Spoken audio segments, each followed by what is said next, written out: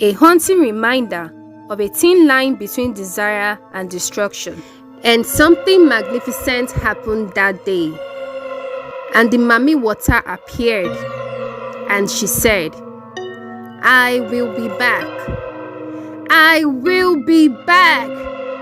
I will be back."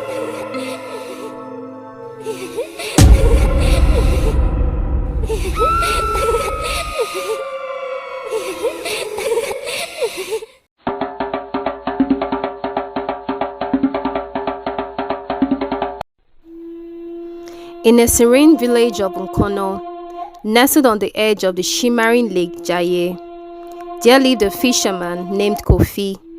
He was known for his unmatched skill in casting nets and his ability to sing songs that seemed to lure the fish to his boats. Kofi was married to Amma, a woman whose beauty was the talk of the village, and together they lived a modest and happy life. One fateful day, as the sun dipped his golden fingers into the horizon, Kofi set out on his canoe, leaving Amma with a promise to return by dogs. The lake was unusually calm, and the fish were plentiful, filling his nets with each cast. Engrossed in his success, Kofi did not notice the sun had long set, and the moon cast a silver glow over the water. As night fell, a faint song drifted on the breeze, a melody so enchanting that Kofi was drawn to its source without a second thought.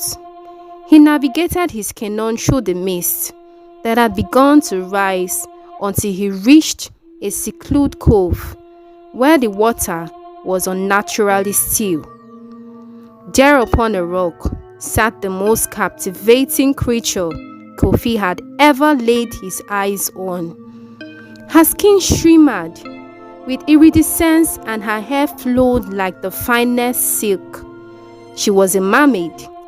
Not just any mermaid, she was Mami Wata, a spirit known for her beauty and her propensity for deceit. Kofi, she called softly, her voice a symphony of promises and secrets. "I have watched you from the depths, and I desire to grant you the riches of the lake. All I ask in return is a single kiss." Kofi, entranced by her beauty and promises of wealth, hesitated.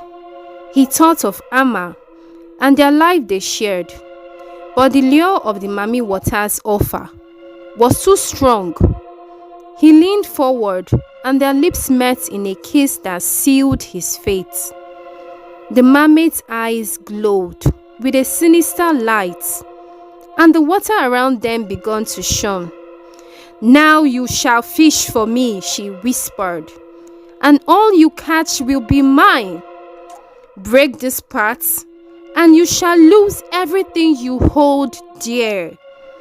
Kofi, realizing the gravity of his mistake, pleaded with the Mami Wata to release him, but she was gone, vanished beneath the waves, her laughter echoing in his ears. He returned to the village where his nets were always full, but his heart was heavy with guilt. Each day, he had to offer his catch to the mermaid, and each night, he returned to Amma with nothing but empty hands and a growing sense of dread. Amma, noticing the change in her husband, grew suspicious. She followed Kofi one night and witnessed his secret offerings to the mermaid. Heartbroken and enraged, Amma sought out to the village witch doctor, Baba Chike, who was known to possess knowledge of ancient magics and the spirits of the water. Baba Chike listened to Amma's tale of woe and agreed to help, but he warned her that the path ahead was fraught with danger. Mami Wata is a powerful spirit, and she does not take kindly to being crossed, he said. But there is a way to break her hold over Kofi. You must find the sacred Ashase stone, which lies at the bottom of the lake. guarded by the creatures of the deep. Only with this stone can the path be broken. Amma, determined to save her husband, agreed to the perilous task. Baba Chike gave her a talisman to protect her from the lake's dangers and instructed her on the incantations needed to reveal the Asase stone. Under the light of the full moon, Amma dove into the depths of Lake Jaye. The talisman around her neck glowed with a faint light, warding off the curious and sinister creatures that lurked below. As she swam deeper, the pressure weighed upon her, and her lungs screamed for air. But she pressed on, driven by her love for Kofi and the desire to reclaim their life. Finally, on the heart of the underwater grove, she found the Asase stone, radiating with the ancient power. As she reached out to take it, a whirlpool suddenly formed, and Mami Wata appeared, her eyes ablaze with fury. "You dare defy me for the sake of a mortal law," the mermaid hissed.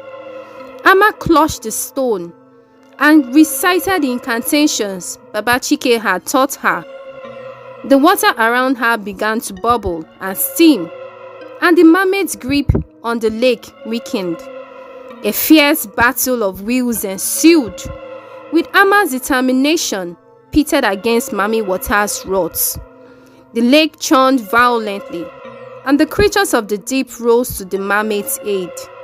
But the talisman light kept them at bay.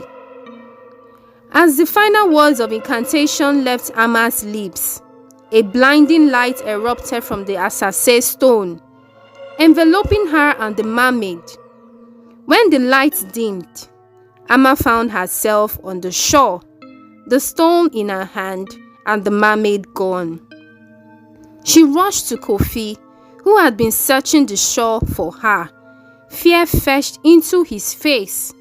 With the power of the Asase stone, Amma broke the path that bound him to the mermaid, freeing his soul from her grasp.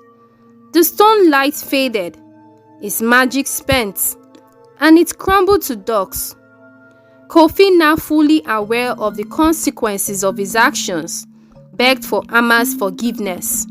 She forgave him, for their love was strong, but she made him vow never to fall prey to temptations again. The couple's life returned to normal, and Kofi's fishing was once again for their sustenance, not for the greed of a malevolent spirit. The villagers spoke of a night of the lake road, and Amma's bravery in the face of darkness. Kofi and Amma's love became a legend, a tale of true devotion, overcoming the deepest deceit and the most seductive lust. And so, Kofi never forgot the lesson he had learned, and he made sure to pass on the tale to every young fisherman in Nkono, warning them of the dangers that lay beneath the surface and the strength of the bond of love. The evil mermaid was never seen again, but her story lingered in the songs of the village, a haunting reminder of a thin line between desire and destruction. And something magnificent happened that day. And the Mami Wata appeared, and she said, "I will be back. I will be back. I will be back."